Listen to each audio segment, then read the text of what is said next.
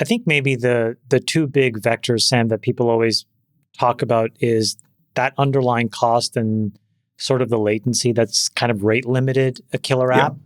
And then I think the second is sort of the long-term ability for people to build in an open source world versus a closed source world. And I think the crazy thing about this space is that the open source community is rabid. So one example that I think is incredible is, we had these guys do a pretty crazy demo for Devon, remember, even 5 or 6 weeks ago that looked incredible.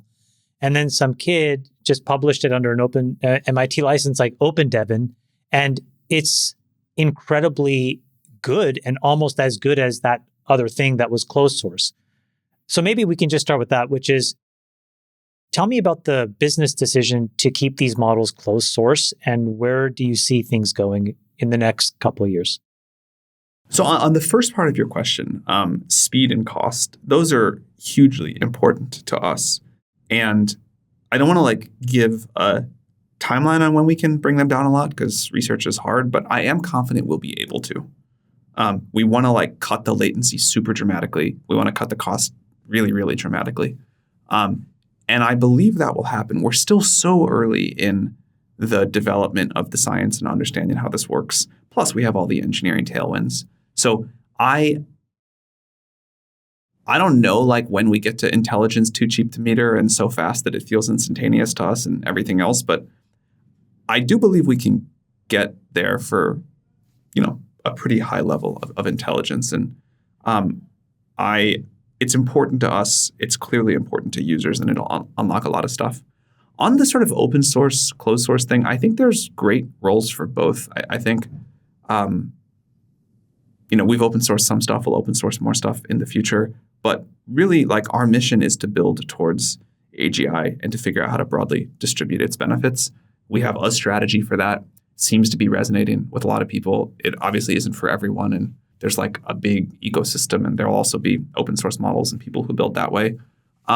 One area that I'm particularly interested personally in open source for is I want an open source model that is as good as it can be that runs on my phone. And that, I think, is going to, the world doesn't quite have the technology for a good version of that yet, but that seems like a really important thing to go do at some point. Will you do that? Will you release one? I don't know if we will or someone will, but someone will. What about Llama 3? Llama 3 running on a phone? Well, I guess maybe there's a 7 billion version.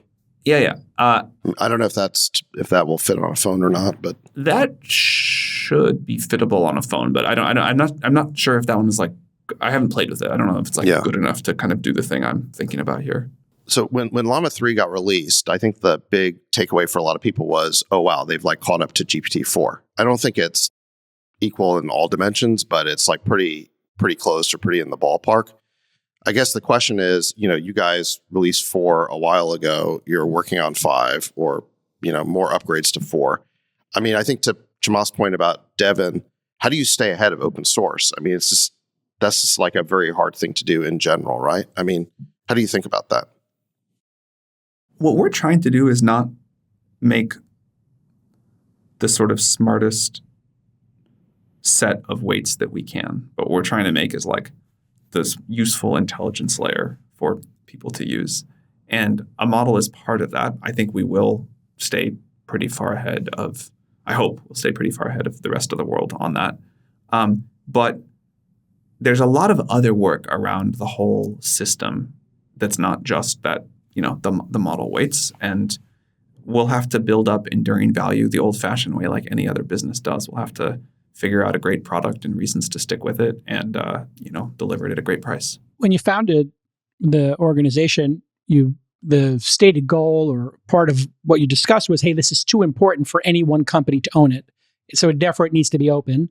Then there was the switch, hey, it's too dangerous for anybody to be able to see it, and we need to lock this down because you had some fear about that, I think. Is that accurate? Because the cynical side is well, this is a capitalistic move.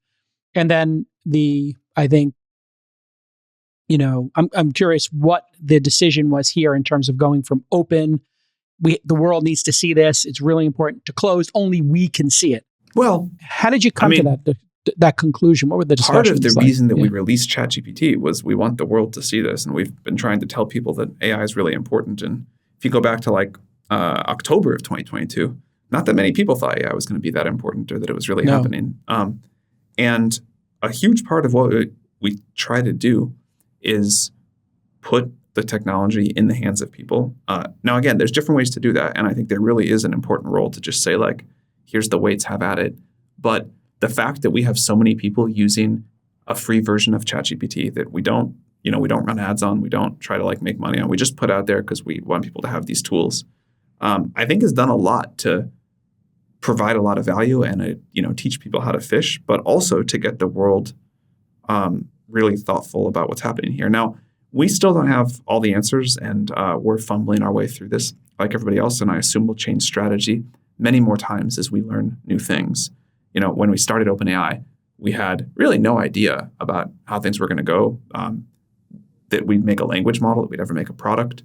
We started off I remember very clearly that first day where we're like, well, now we're all here. That was, it was difficult to get this set up, but what happens now? Maybe we should write some papers. Maybe we should stand around a whiteboard. And we've just been trying to like put one foot in front of the other and figure out what's next and what's next and what's next. And I think we'll keep doing that.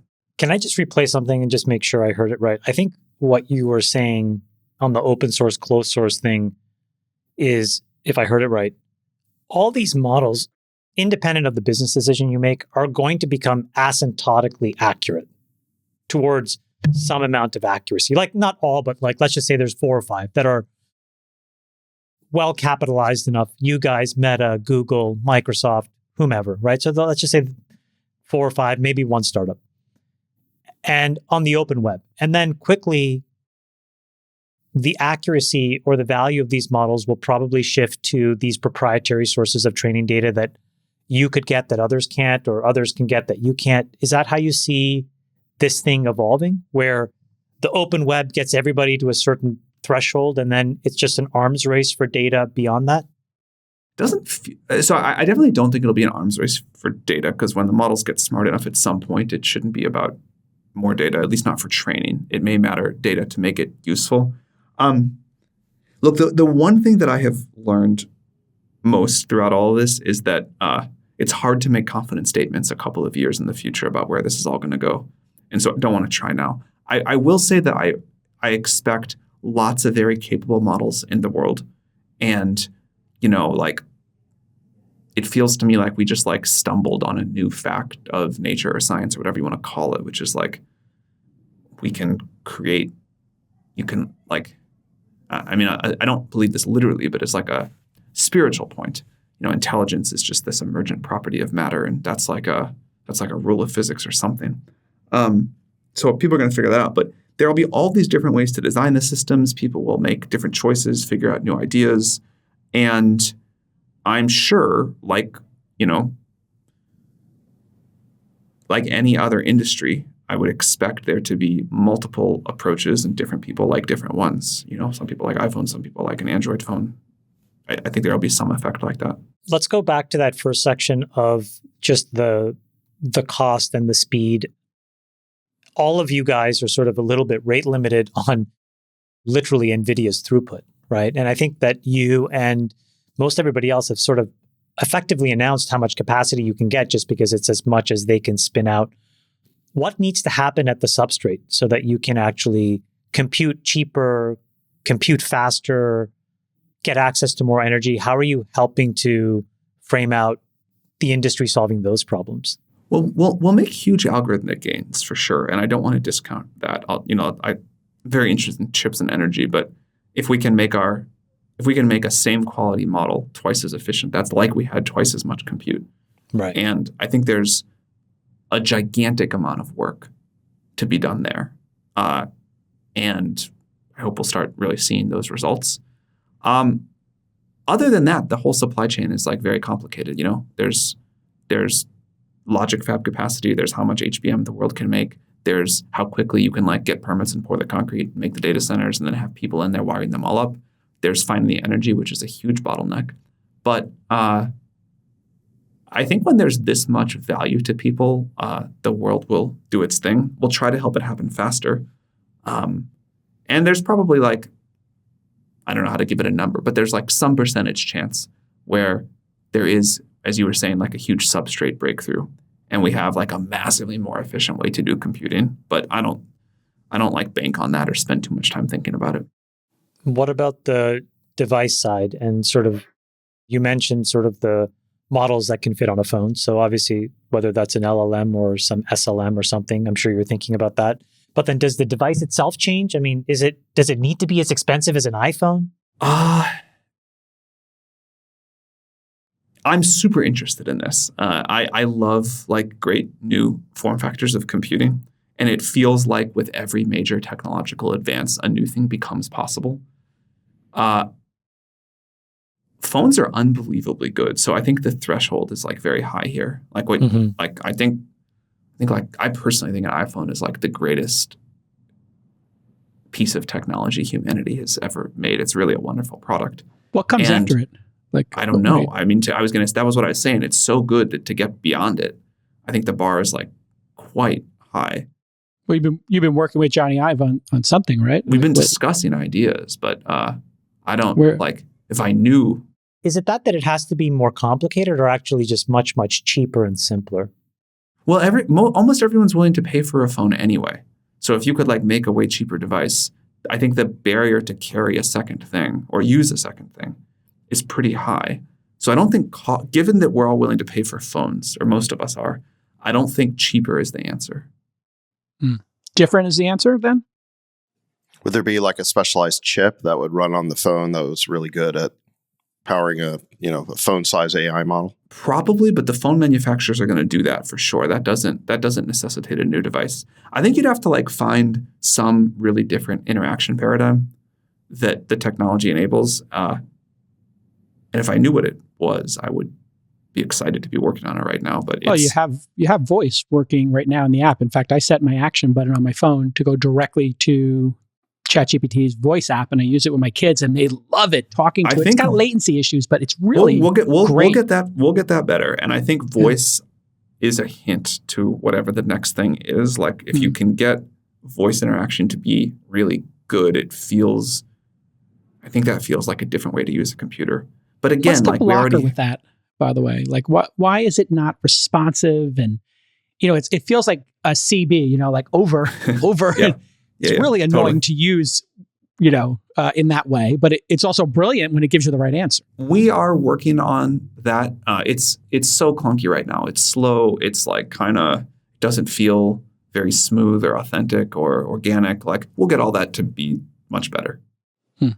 What about computer vision? I mean, they have glasses, or maybe you could wear a pendant. I mean, you take the combination of visual or video data, combine it with voice, and now the AI knows everything that's happening around you. Super powerful to be able to like the multimodality of saying like, hey, ChatGPT, what am I looking at? Or like, what kind of plant is this? I can't quite tell. That's obvious. That's another, I think, like hint, but whether people want to wear glasses or like hold up something when they want that, like there's a bunch of just like the sort of like societal interpersonal issues here are all very complicated about wearing a computer on your face. We saw that with Google Glass. People got punched in the face in the mission. Started a lot of fights. I forgot about that. So I think it's like